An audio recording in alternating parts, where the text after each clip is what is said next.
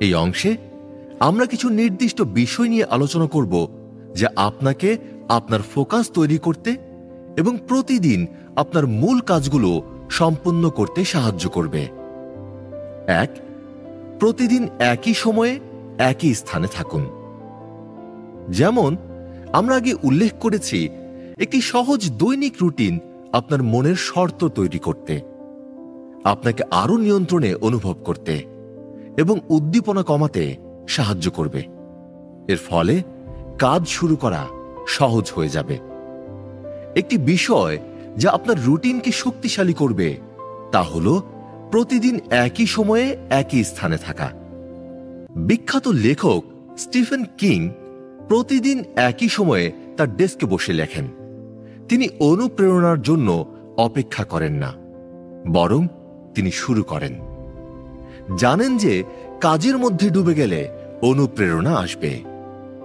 আপনি একই কাজ করুন। একটি সময় এবং স্থান নির্বাচন করুন যেখানে আপনি প্রতিদিন আপনার প্রধান কাজগুলো মোকাবেলা করবেন। তারপর এটি একদিন একদিন করে করতে অভ্যাস করুন এবং আপনি ধীরে ধীরে আপনার ধারাবাহিকতা এবং ফোকাস তৈরি করবেন। মনে রাখবেন, উৎপাদনশীলতা হল আপনার সবচেয়ে প্রভাবশালী কাজগুলোর উপর মনোযোগ কেন্দ্রীভূত করা এবং এটি ধারাবাহিকভাবে করা। আপনার কি? আপনি কোথায় থাকবেন যখন আপনি আপনার সবচেয়ে গুরুত্বপূর্ণ কাজ করার জন্য সময় নেবেন এবং আপনি কখন শুরু করবেন? 2. একটি ট্রিগার নির্বাচন করুন। আপনার রুটিন তৈরি করার সময় একটি নির্দিষ্ট ট্রিগার নির্বাচন করুন। এটি হতে পারে চা তৈরি করা এবং আপনার ডেস্কে বসা, অথবা এটি হতে পারে আপনার ধ্যান সেশন সম্পন্ন করা। একটি ট্রিগার নির্বাচন করার চেষ্টা করুন যা আপনার মনকে শান্ত করতে সাহায্য করবে। যখন আপনি শিথিল থাকবেন, তখন কাজ শুরু করা আপনার জন্য সহজ হবে। আপনার কি অবস্থা? কোন কার্যকলাপটি আপনার দৈনিক রুটিন শুরু করাতে সাহায্য করতে পারে? 3. শুরু করুন। একবার আপনি আপনার রুটিন তৈরি করে এবং ট্রিগার চিহ্নিত করে ফেললে শুরু করুন। যদি আপনি আপনার কাজগুলোতে কয়েক মিনিট কাজ শুরু করতে পারেন, তাহলে আপনি সম্ভবত যথেষ্ট গতি তৈরি করবেন যাতে আপনি চালিয়ে যেতে পারবেন। আপনি এমনকি ফ্লো অনুভব করতে পারেন। মনোবিজ্ঞানী মিহালি সিক্সটেন্ট-মিহাই দ্বারা নামকরণ করা ফ্লো হল একটি মানসিক অবস্থা যেখানে আপনি একটি কার্যকলাপে এতটাই ডুবে যান যে আপনি অত্যন্ত মনোযোগী হয়ে পড়েন এবং একটি অন্তর্নিহিত আনন্দের অনুভূতি অনুভব করেন। আবার আপনি যত বেশি শিথিল থাকবেন, তত সহজ হবে ফোকাস করা। তাই শুধু শুরু করুন এবং আপনার কাজটি সম্পূর্ণরূপে সম্পূর্ণ করার বিষয়ে চিন্তা করবেন না। যদি আপনি অনুপ্রাণিত বা সৃজনশীল অনুভব না করেন, তাও সমস্যা নেই। কাজ করা আপনাকে অনুপ্রাণিত করবে এবং আপনার সৃজনশীলতাকে উদ্দীপ্ত করবে। 4. বিভ্রান্তি দূর করুন। আপনি যখন কাজ করছেন, সমস্ত বিভ্রান্তি দূর করুন। আপনার ফোনের নোটিফিকেশন বন্ধ করুন, সোশ্যাল মিডিয়া থেকে বিচ্ছিন্ন হন এবং নির্দিষ্ট গবেষণার জন্য প্রয়োজন না হলে ইন্টারনেট থেকে দূরে থাকুন। এছাড়াও অন্যদেরকে আপনাকে বিরক্ত না করতে বলুন। আপনি যত বেশি বিভ্রান্তিমুক্ত কাজ করবেন, আপনার ফোকাস তত শক্তিশালী হবে। 5. বিঘ্ন ছাড়া কাজ করুন। এখন আপনি বিভ্রান্তি দূর করেছেন, অবিরাম কাজ করুন। আমি সর্বাধিক 45 মিনিটের তীব্র কাজের সুপারিশ করি। যদি আপনি একাধিক সেশন করতে চান, তাহলে প্রতিটি কাজের ব্লকের মধ্যে 5 থেকে 10 মিনিটের বিরতি নিন। উল্লেখিত এই 5টি পদক্ষেপ অনুসরণ করলে আপনার ফোকাস শক্তিশালী হবে এবং আপনার উৎপাদনশীলতা বাড়বে। এবং যখন আপনি কম বিলম্ব করবেন, তখন আপনি আরো ভালো অনুভব করবেন, যা আপনার জীবনের অন্যান্য ক্ষেত্রে ইতিবাচক প্রভাব ফেলবে। লেজারের মতো তীক্ষ্ণ মনোযোগ তৈরি করার বিষয়ে আরো জানতে এই সিরিজের তৃতীয় বই পাওয়ারফুল ফোকাস দেখুন। খোলামেলা সিস্টেমের প্রতি সতর্ক থাকুন। বিভ্রান্তির সবচেয়ে বড় সম্ভাবনা যেসব কার্যকলাপের মধ্যে থাকে সেগুলো সাধারণত একটি খোলামেলা সিস্টেমের অংশ। খোলামেলা সিস্টেম কি? একটি খোলামেলা সিস্টেম হলো একটি অ্যাপ্লিকেশন বা পরিস্থিতি যা আপনাকে একটি অবিরাম এবং কখনো শেষ না হওয়া বাইরের উদ্দীপনার সরবরাহ করে। কিছু উদাহরণ হলো ইমেল, ফেসবুক, ইউটিউব এবং সাধারণভাবে ইন্টারনেট। যখনই আপনি একটি খোলামেলা সিস্টেমে প্রবেশ করেন, আপনি অতিরিক্ত উদ্দীপনার শিকার হওয়ার ঝুঁকি নেন। উদাহরণস্বরূপ, যদি সকালে প্রথম কাজ হিসেবে আপনি ফেসবুক চেক করেন, তাহলে আপনি নিজেকে দেখতে পাবেন কোনো কারণ ছাড়াই আপনার নিউজ ফিড স্ক্রল করা, এক ভিডিওর পর আরেকটি ভিডিও দেখা, অথবা একটি বন্ধুকে মেসেজ করা এবং একটি দীর্ঘ কথোপকথনে প্রবেশ করা। একবার আপনি ফেসবুক বন্ধ করলে আপনি দেখতে পারেন যে আপনি এতটাই উদ্দীপ্ত হয়ে গেছেন যে কাজ শুরু করতে সমস্যা হচ্ছে। এজন্যই আপনাকে খোলামেলা সিস্টেমে প্রবেশ করা থেকে রক্ষা করতে হবে, এবং যদি আপনি তা করেন তবে আপনি যে ঝুঁকি নিচ্ছেন তা বুঝতে হবে। খোলামেলা সিস্টেমে পৌঁছানোর জন্য কোনো শেষ নেই, কোনো পয়েন্ট নেই যেখানে আপনি কখনো শেষ হতে পারেন, এবং বিভ্রান্ত হওয়ার জন্য প্রায় অসীম উপায় রয়েছে। ফলস্বরূপ আপনি প্রতিদিন আপনার সময়ের ঘন্টা অপচয় করতে পারেন। সংক্ষেপে, খোলামেলা সিস্টেম বিভ্রান্তি তৈরি করে, বরং আপনাকে বন্ধ সিস্টেম ডিজাইন করার চেষ্টা করতে হবে। বন্ধ সিস্টেম কি? এগুলো এমন সিস্টেম যা বিভ্রান্তির জন্য খুব কম বা কোনো জায়গা দেয় না। ফলস্বরূপ এগুলো আপনাকে আপনার কাজের উপর কাজ করতে বাধ্য করে, এবং শুধুমাত্র সেটির উপর। কিছু উদাহরণ হলো এক্সেল স্প্রেডশিট, ওয়ার্ড ডকুমেন্ট বা পাওয়ার পয়েন্ট প্রেজেন্টেশন। এই দিনগুলোতে আমি চেষ্টা করি আমার বর্তমান লেখার বইয়ের ফাইলটি খুলতে আমার কম্পিউটারে অন্য কিছু করার আগে। আমি ফোন চেক করতেও এড়িয়ে চলি। অন্য কথায়, আমি আমার দিনটি একটি বন্ধ সিস্টেম দিয়ে শুরু করি, এবং আমি আপনাকেও একই কাজ করতে উৎসাহিত করি। যখন আপনি একটি বন্ধ সিস্টেম দিয়ে আপনার কাজের দিন শুরু করেন, তখন আপনি অতিরিক্ত উদ্দীপনার শিকার হওয়া থেকে রক্ষা পেতে পারেন, যা আপনাকে চ্যালেঞ্জিং কাজগুলোতে কাজ করতে সহজ করে তুলবে। এবং যখন আপনি প্রতিদিন এটি করেন, তখন আপনি আরো ভালো অনুভব করবেন এবং আরো কাজ করতে চাইবেন। তাই সম্ভবত বিলম্ব কাটিয়ে ওঠার এবং আরো উৎপাদনশীল হওয়ার সবচেয়ে বড় গোপন হল আপনার দিনটি একটি বন্ধ সিস্টেম দিয়ে শুরু করুন। এইভাবে আপনি অসংখ্য বিভ্রান্তি এড়াতে পারেন। মনে রাখবেন, সকালে প্রথম কাজটি করা আপনার জন্য কতটা গুরুত্বপূর্ণ তা আপনি ভাবেন তার চেয়ে অনেক বেশি। একটি ছোট সিদ্ধান্ত আপনার দিনের উৎপাদনশীলতার উপর নাটকীয় প্রভাব ফেলতে পারে। ডোপামিন পুনঃপাতন এড়ানো। অভিনন্দন, আপনি একটি ডোপামিন ডিটক্স সম্পন্ন করেছেন, এবং এখন আপনি নিশ্চিত যে আপনি অনেক বেশি শিথিল এবং আপনার দিনের উপর আরো নিয়ন্ত্রণ অনুভব করছেন। কিন্তু পরবর্তী পদক্ষেপ কি? যদি আপনি সতর্ক না হন, আপনি অবশ্যম্ভাবীভাবে পুনরায় ফিরে যাবেন। পুরনো অভ্যাসগুলো সহজে মরে না। এজন্য এই অংশে আমরা কিছু নির্দিষ্ট বিষয় বর্ণনা করব যা আপনাকে আপনার অবিরাম উদ্দীপনার চক্রে ফিরে যাওয়া থেকে রক্ষা করতে সাহায্য করবে। চলুন শুরু করা যাক। 1. পুনরায় ফিরে যাওয়ার সময় সচেতন থাকুন। সচেতনতা স্থায়ী পরিবর্তন করার জন্য মূল চাবিকাঠি। পুনরায় ফিরে যাওয়া এড়াতে বা সীমিত করতে প্রথম পদক্ষেপ হল, যখন আপনি অতিরিক্ত উদ্দীপনার শিকার হচ্ছেন তখন তা লক্ষ্য করা। যখন আপনি একটি গুরুত্বপূর্ণ কাজ করতে সংগ্রাম করছেন, তখন কিছুক্ষণ থামুন, তারপর আপনার দৈনিক রুটিনে ফিরে আসুন। সত্যি বলতে আপনি সম্ভবত কয়েকদিন, সপ্তাহ বা মাস পরে পুনরায় ফিরে যাবেন, এবং এটি সম্পূর্ণ স্বাভাবিক। আমি নিজেকে এমন সময় দেখতে পাই যখন আমি অত্যন্ত মনোযোগী থাকি, এবং এমন সময়ে যখন আমি অস্থির এবং অতিরিক্ত উদ্দীপনার শিকার হয়ে কাজ সম্পন্ন করতে সংগ্রাম করি। 2. আপনার এবং আপনার মনের মধ্যে যুদ্ধ বুঝুন।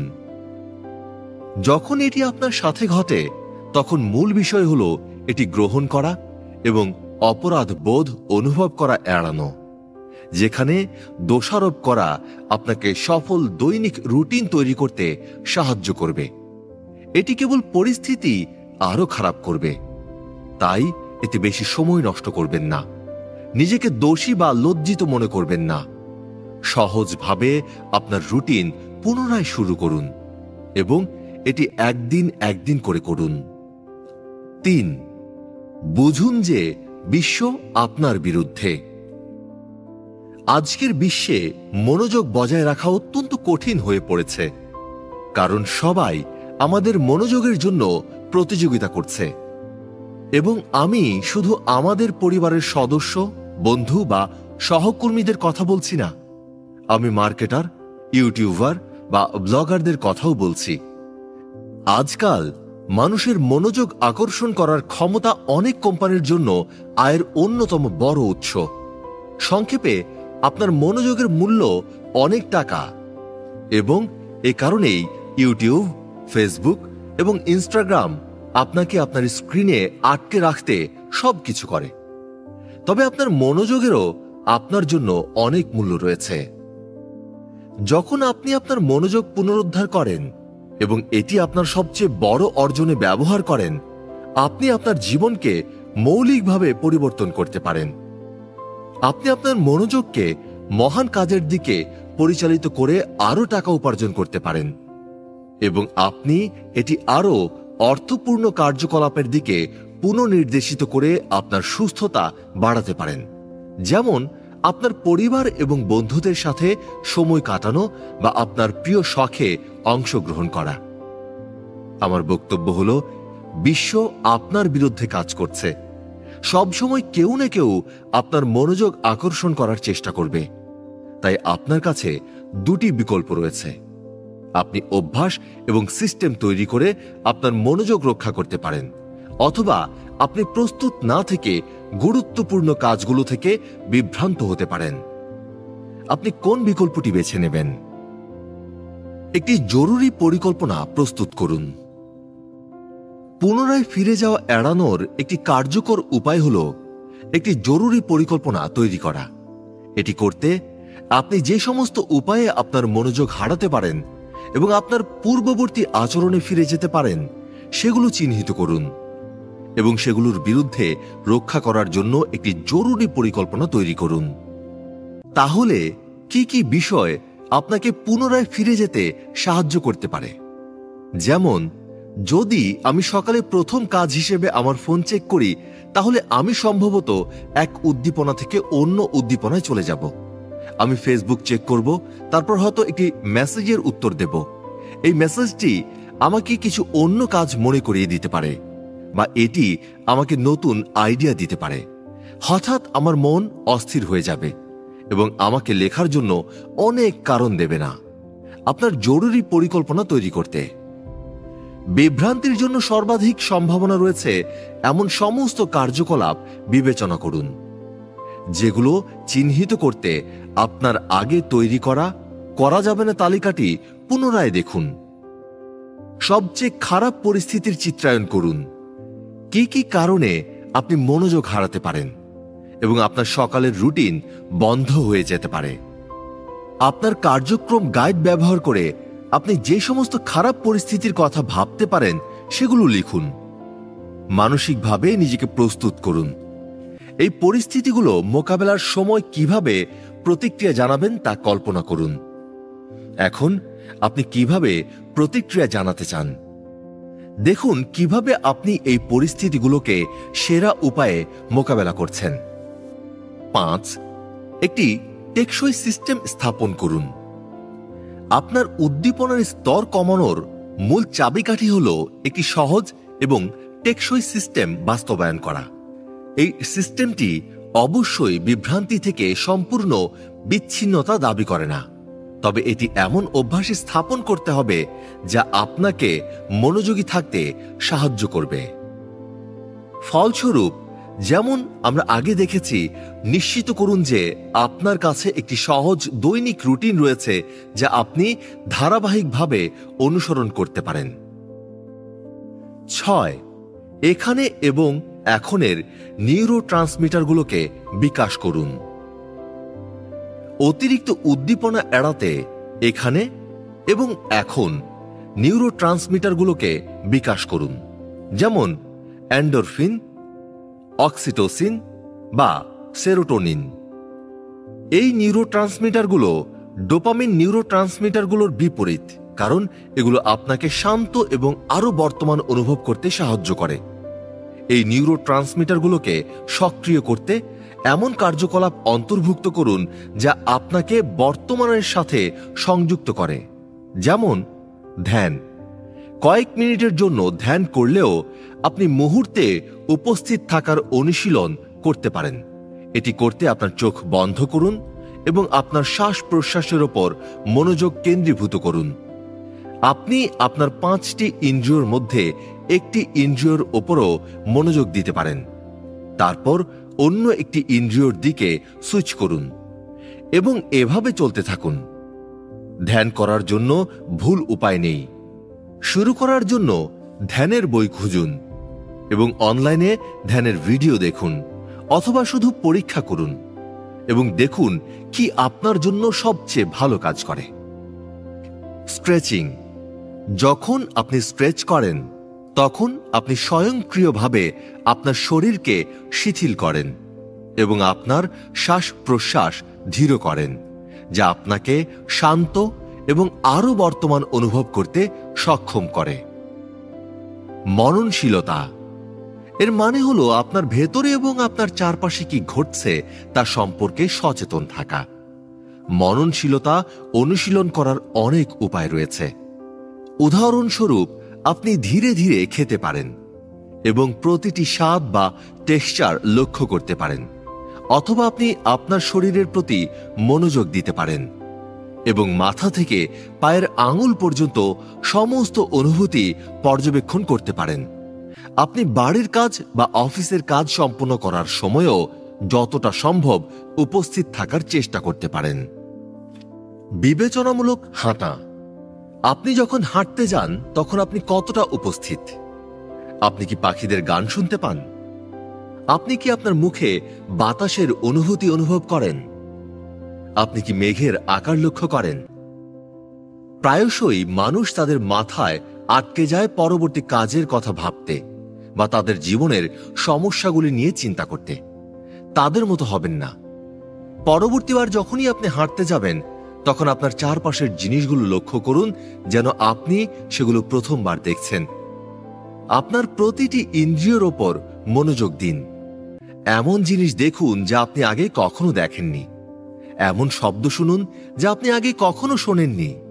এমন গন্ধ অনুভব করুন যা আপনি আগে কখনো পাননি।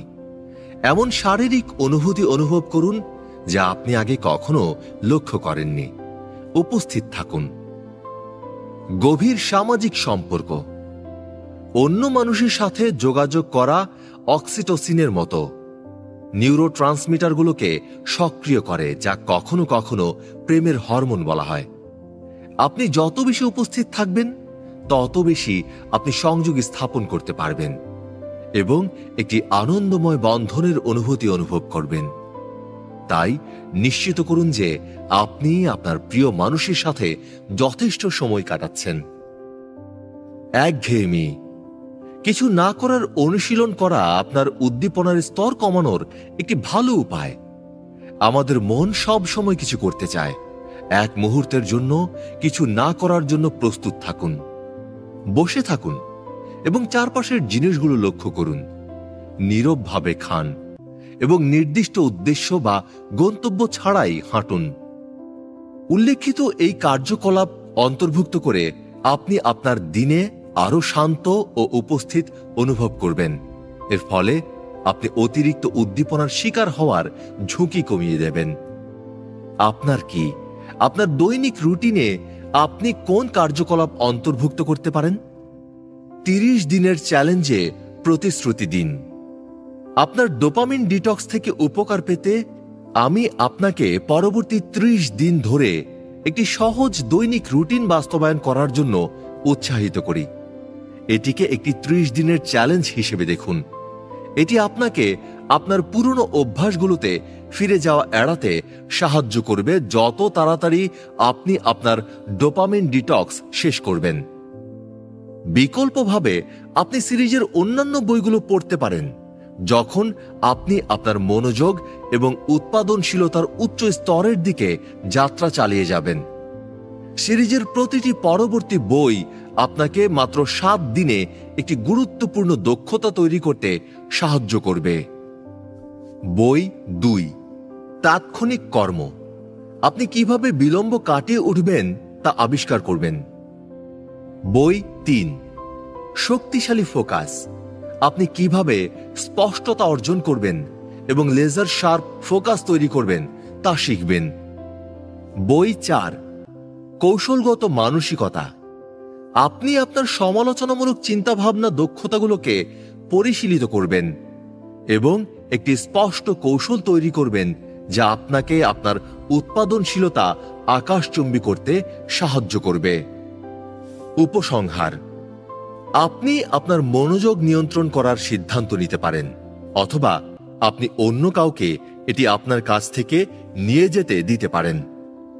যখন আপনি অত্যধিক উদ্দীপনামূলক কার্যকলাপগুলো এড়াতে শিখবেন যা আপনার শান্ত এবং মনোযোগী থাকার ক্ষমতা ধ্বংস করে, তখন আপনি দেখতে পাবেন যে আপনি আপনার প্রধান কাজগুলোকে আগের চেয়ে আরো সহজে মোকাবেলা করতে সক্ষম। ডোপামিন ডিটক্সের মাধ্যমে যাওয়া আপনাকে আপনার উদ্দীপনার স্তর কমাতে সাহায্য করবে এবং নিশ্চিত করবে যে আপনি আপনার প্রধান কাজগুলোতে কাজ করছেন। মনে রাখবেন যে উত্তেজনা এবং পূর্ণতা এক নয়। যখন আপনি বাইরের উদ্দীপনা দূর করতে শিখবেন এবং আপনার কাজ, শখ বা সম্পর্কের মধ্যে ডুবে যাবেন, তখন আপনি একটি গভীর পূর্ণতার অনুভূতি অনুভব করবেন এবং অনেক ভালো অনুভব করবেন। আপনি আরো উৎপাদনশীল হয়ে উঠবেন এবং আপনার অনেক লক্ষ্য এবং স্বপ্ন পূরণ করতে সক্ষম হবেন। তাহলে আপনার পরিবেশকে, আপনার মস্তিষ্ককে ছিনতাই করতে দেবেন না, বরং এটি পুনরুদ্ধার করুন। এটি একটি স্বাস্থ্যকর এবং উৎপাদনশীল জীবনের চাবিকাঠি।